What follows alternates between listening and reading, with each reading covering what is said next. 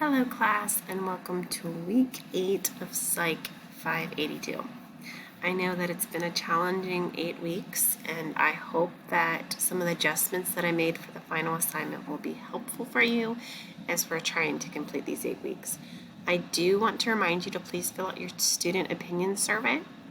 Keep in mind that I am not the course manager for this course, meaning I didn't create the course and also the contents of the course for revision, but please do include information about what you liked in the course, what you didn't like, because all comments are sent to the course manager so that he or she can look at them and consider them upon any revisions that are made to the course.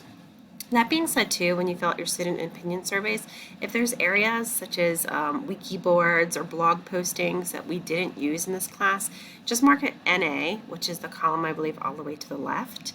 Sometimes student mark is a number 3, which is then stating that it was more of an average in regards to giving a score, and really if we don't use it, just mark NA. But besides that, please do reflect too upon your experience with myself as your instructor.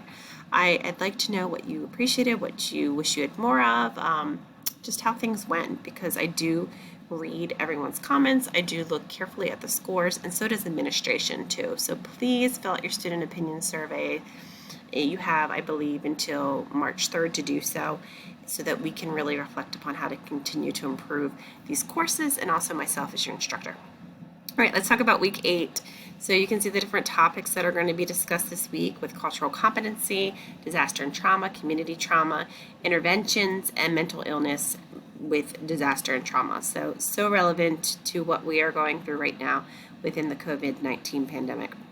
Readings and preparation, you'll have some readings in there that you can review to help to connect to this material. And you only have one thing that is due this week. It's your final assignment, which is due Friday by midnight. This will allow you to have a little bit of a breather, weekend before you start your summer 1 term.